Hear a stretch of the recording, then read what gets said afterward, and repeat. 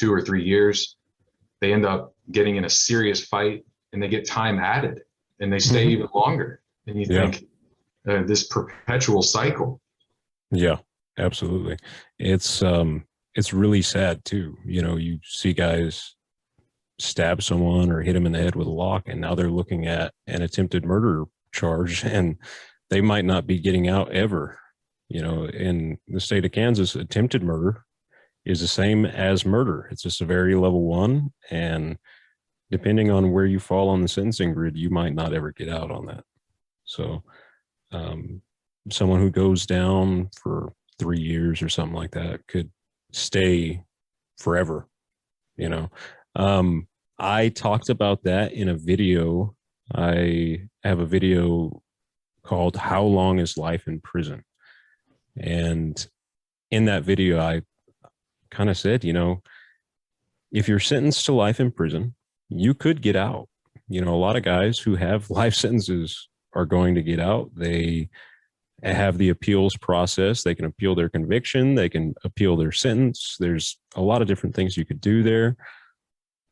And even a life sentence, a lot of times it's not a determinate sentence. It's an indeterminate sentence where 25 to life. So after 25 years, you might see a parole board. So there's options there. But you could have a guy go to prison with 3 years. He could get stabbed, you know. You could get stabbed on a 90-day parole violation. So it's not just when we're talking about punishment, it's not just going to a place and you're going to be here for X amount of time. It's not just that. It is you're going to be in an environment where you could be killed, you could be raped, you could be beaten, you could be thrown in segregation for a long time, which is, well, you've studied segregation. I think that's safe to say. Um, as part of the punishment process, sometimes segregation is used. And you talk about security levels, supermax or segregation is a security level. And I mean, what can we even say about the you know about the effects of segregation on the human mind? The United Nations has called anything over 2 weeks torture. So, could you speak a little bit about that and how segregation is viewed by other countries and what we do in the United States? And is it humane? That's a great point. And I'll start by saying that it is not humane at all. It is a very abnormal thing to do to another person, to lock them in a closet-sized space in a bathroom, basically. If they even have a toilet. They used to have for the solitary confinement rooms in a lot of prisons was just they called it a dark room. There was no light. There was a hole in the ground and they feed you your food through a hole in the wall. They just walled you up, and it was always meant to be torture. It was always a punishment. And no matter how people try to redefine the terms or change things, that they would say there's solitary confinement, and then well, no, actually, it's just separate confinement. Oh, it's isolation or segregation, and they came up with all these words. Now the one they use is restrictive housing, and it's because it's restrictive. You can't get out of your room, so you're restricted. But it's in a lot of ways it is solitary. Other times though, they'll put 2 or 3 guys in the same cell, and so it's not solitary anymore. But that might be even worse because then you're trapped in there. I can't imagine the lockdowns with COVID. A lot of prisoners just trapped all the time. Basically, everyone's on supermax.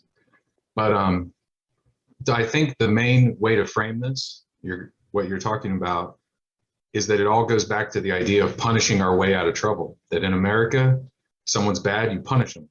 And if the punishment doesn't work, you give them a worse punishment. So you've got a guy, he committed a crime, he goes to prison as his punishment. He doesn't follow the rules. We'll put him in the prison inside the prison.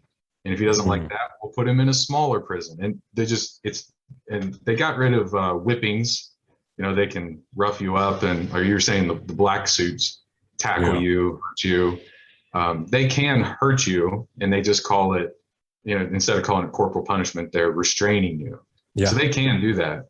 But when you follow this like rabbit hole or the hole of the hole, they're following you go farther and farther down until you end up with guys who are naked, strapped down, 5-point restraints with their head strapped down and their arms and legs on a table. And it's like, how restrictive do you have to get before you realize that this isn't working? And when you see the effects it has on people, it certainly doesn't make, based on the evidence I read, I'm actually writing a book about it, and I've read all of the research on the effects of restrictive housing, solitary confinement, whatever they want to call it.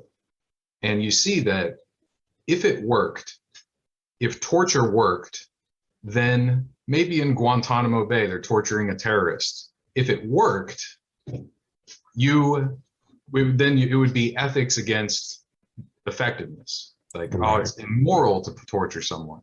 And you could have a moral argument, a legal argument.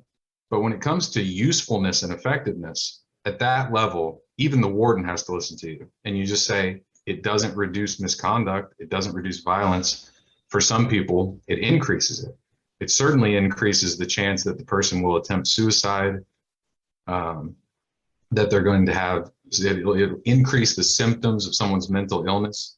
Some people are resilient. And so you'll find a lot of studies that look at it where someone goes in and they're already suicidal or depressed, and they might even get a little bit better because they're away from the chaos of the general population. And those people end up watering down the other side of the effects, which is the people who go in and they get much worse. And I can't imagine someone with a really heavy mental health caseload, their files just full of things, but maybe schizophrenia or something, where people have very severe mental illness, and you just put them in a room by themselves for days and days. You treat them like a dog. You shackle them hand and foot, drag them from their cell to the showers. You rough them up a little bit. You treat them harshly. Mentally ill people should not be in our prisons. No, I agree. That is the saddest thing. And even when you're dealing with someone who's rational, a prisoner who's rational, who made the choice to break a rule, it's not timeout. It's not like putting a kid in timeout when you put them in restrictive housing. You're locking them in there with nothing to think about except to brood on all these antisocial thoughts about how much they hate the people who did this to them. I just don't see it being therapeutic in any way. And No. it is, it's just, I should have clarified there when I said therapeutic. That's what they thought it was. They thought it was therapeutic back in the 1800s when they built these penitentiaries for the first time. And they had the idea that, well, if Catholic monks they sit in isolation all the time and they think about their sins and they come out holy. We'll make people become holy and moral people by locking them in a little room. That's what they did in Pennsylvania, the Eastern State Penitentiary, which is a museum now. But they thought that if the more time you spend in prison staring at the walls, you'll start talking to God.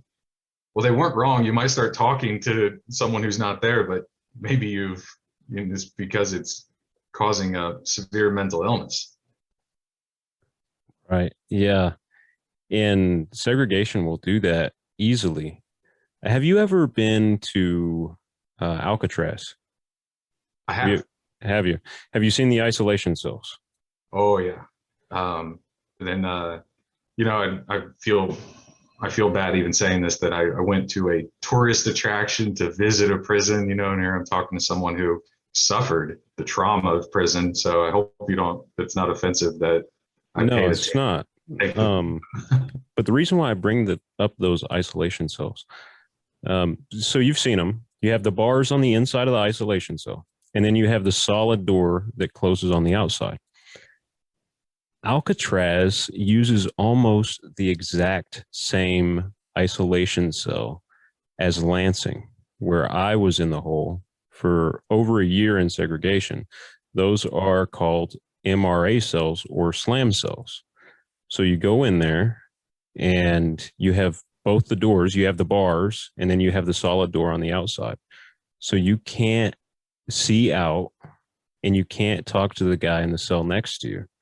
So you are literally in the dark. In the MRA cells, they take the light switch controls and they put them out on the outside of the cell, outside the solid door, so the inmates don't have control over their lights.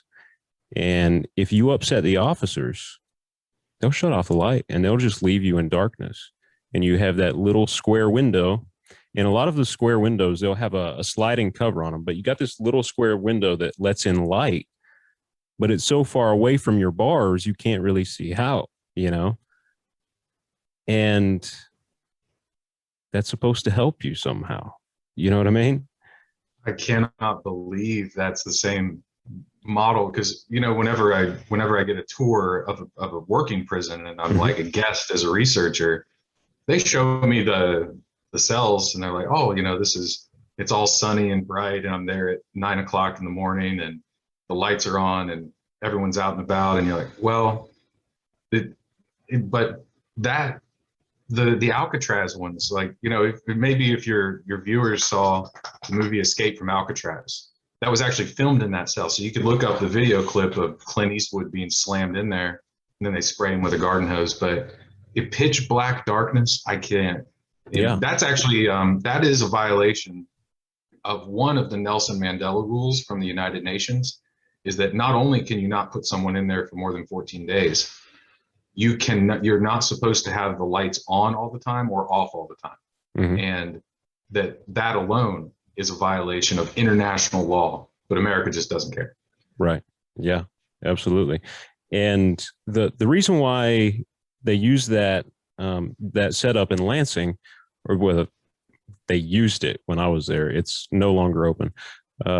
Lansing behind the walls was built in the 1860s. So it's a very, very old prison. If you go look at the video of the riot behind the walls in Lansing, I don't know, maybe you already saw that video, but some inmates behind the walls in Lansing had cell phones, and because of what was going on with the coronavirus, they had this big riot. You know, they weren't getting the health care that they needed. They had 5-man tanks in C2, 5-man cell, and their cells are small, you know, but you have 5 guys living to a cell. And actually, I think, yeah, it is 5-man. But they would have a guy go over to the clinic with COVID and they'd give him some Tylenol and they would send him back in that 5-man cell. And people were getting sick left and right. So they ended up having this big riot. But my point here is you can go back and watch the video footage of that and pay attention to how the cells look, how the bars look, how the run is set up, and then go back and look at pictures of Alcatraz. And it's an old prison, and the isolation cells are almost identical to the isolation cells that we had in Lansing. You know, Lansing, and it's nuts. But that sort of thing, it doesn't help you. It's what it does to your psyche is, I mean, it's extremely damaging. It is extremely hurtful. And I went to SEG probably 2 years before I got out, a little over 2 years before I got out, I think. But I spent a year in segregation. And then I spent about a year and a half in a mental health unit that was not far from segregation. It was pretty much the same thing. The only difference was when we went to yard, we would actually go to a regular yard instead of, you know, the segregation cages. But from there, I went right back out into society. Now, I had already taken programs and stuff, but there are people who are released into society from segregation all the time. And you're talking about, you know, a guy could be sitting in there and brooding. He has nothing to think about. He just broods. And then, okay, you're free to go home. So that and some of the other things that we've talked about, does punishment work? What have you seen about recidivism rates in our approach to corrections? versus other countries? Those are amazing points you just brought up, and to stick, instead of getting off track and going and asking you 100 questions about your experiences and things, I'll try to stick with to answer your questions. Is recidivism, when someone gets out of prison, is a pretty good indicator of whether or not it deterred them. Because if you give someone 5 years, 10 years, you've ruined their life and they get out, did they learn their lesson? And there's this sheriff, he's no longer the sheriff in Arizona, but he was the sheriff of the tent city. His name's Joe Arpaio. He's very famous. He's not elected right now. But he used to always say, well, if you don't like it, don't come back. If it's so bad and you hate this prison, you think the conditions are so bad, then just stop committing crimes and don't come back. And that is a common mentality. I don't want to insult anyone who's watching your video who holds that, because that's very simplistic. It actually is common sense that I don't do things that cause me pain. So prison was painful. I don't want to go back. I won't commit a crime that gets me sent back. But it's so simplistic that it ignores the causes of crime. And you can't punish your way out of crime, because a lack of a fear of being caught, or the lack of fear of that it's not that bad, is not really the mindset that causes someone to commit crime. They might say that. You get these, guys with a lot of bravado, gang members and stuff, like, I don't care if I go to prison. I can do that time standing on my head. They say that, but it's not punishment that really changes people. It's trying to help them resolve problems in their lives. And they've broken it down, scientifically speaking. You interview tens of thousands of people, you ask them 400 questions each, and you narrow it down to the 8 most important things that predict recidivism, the likelihood they'll commit a new crime. And 2 of them are things you can't change, like your criminal history. So obviously someone who commits lots of crimes is at a higher risk of committing more crimes in the future, because they just have a pattern. And another one is their antisocial pattern of behavior. So they got in trouble in school, they don't get along with people, probably personality disorders. Like, you do have people who just have no empathy for other people. That's true. So those things you can't really change, but you can change someone's drug addiction, alcohol addiction. So substance use is one of the issues. Employment and education. Those are absolutely vital in our society. How do you expect people to survive who are illiterate? How are they going to get a job to pay the bills? Selling drugs, you're trying to stop drug dealers? Well, helping them be able to work so they don't have to sell drugs is a pretty good solution. So education and employment are really important. Family, and this one's really important because prison separates you from your family. People get divorced, they don't see their kids. Those are social bonds that keep you locked to society. 90% of the reason I don't break any laws is because I don't want to get you separated from my kids. Like, I don't want to be a bad example for my kids. Just the idea that someone wants to be with their family is a bond. Oh, absolutely. And prison does nothing to help your bonds ever. But if you could give someone family therapy, you can encourage meaningful visits, not these embarrassing, humiliating visits through plexiglass, but a place for people to actually spend time with their kids.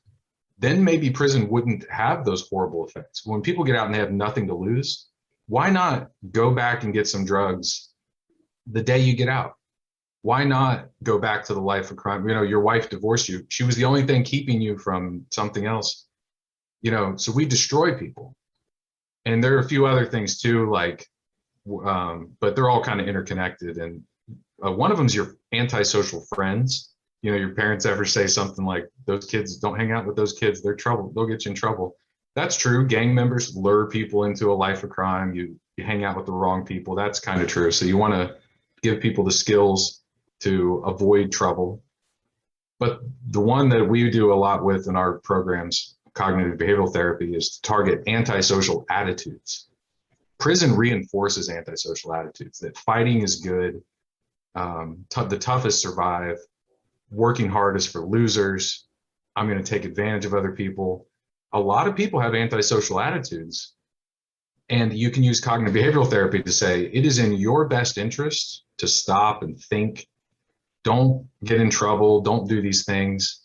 And if we could give everyone in prison cognitive behavioral therapy, I think we would see a massive reduction in recidivism.